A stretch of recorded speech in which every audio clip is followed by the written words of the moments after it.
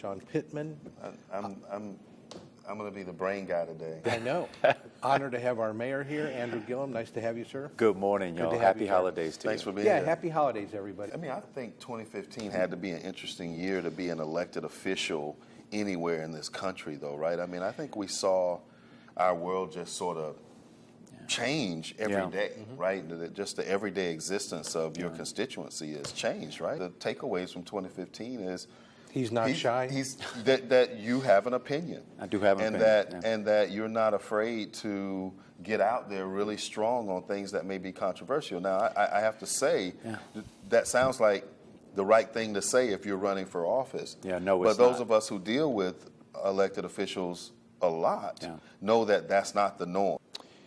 You did not draw the congressional districts. I did You not. did not personally draw those I districts. did not. no. He's friends with the judge. I did not. I am not friends with the judge. I respect the judge. I'm joking. Wouldn't mind I being should his tell friend. people I'm joking because next never thing you know, I'll get it'll a be letter. in the wrong Yes. kind of paper Yeah, that yeah. Sean Pittman said that Andrew Gillum knew I don't the judge. know. I and then know the judge of will the be judge. mad too Well, that's because I was actually- joking around. Yeah. It's actually- I am kidding. Okay. When you compare this year to last year, I mean, last year there were bombs flying everywhere. It ended in a bang, a huge bang, with the House just sort of throwing in the towel, the hanky, and getting out of there, right? I mean, and this year they did their real important stuff early. As we get into the late period, the budget was done in a fashion that, you know, everybody got a chance to say what they needed to say. Once everything got bumped up, you had 5-10-minute meetings after that because, you know, the chairs did their business and agreed to almost, it appeared they agreed to everything the other one suggested. I think we know what's going to happen. I mean, I don't think he's going to win Florida. I do think it's going to be closer than people realize, than the polls are suggesting, because the polls are all over the place on this, right? I mean, Trump was up 20 points a week ago, then he was up 10 points. I haven't saw seen one that closer said than 7 5. or 8, yeah. And then I saw another one yesterday that was back at 13. I mean, so the polls are all over the place. But I think Marco's strategy, I think we learned a lesson about the strategy of being everybody's second, right? And I think he tried that for a long time to be second everywhere, so that when Donald Trump imploded, he would be the guy sitting there.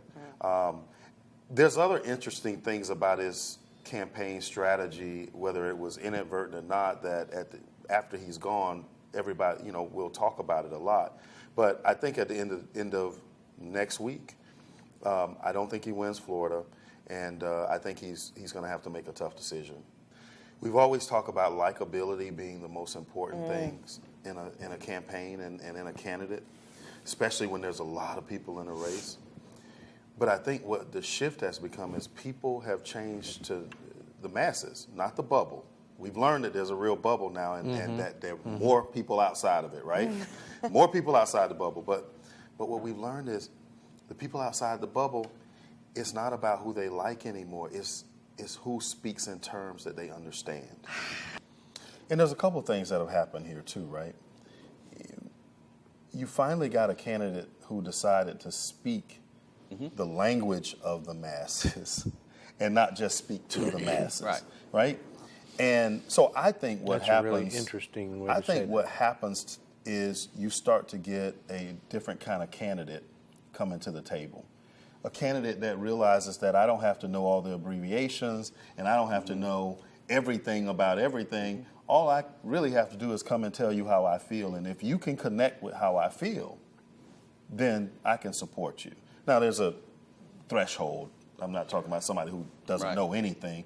But what Donald Trump did very well was he came and everybody else was talking this language that only people in the bubble understand. Right. He came out and started talking outside the bubble to people, to the masses. That's right. And the masses have realized now that they're the majority.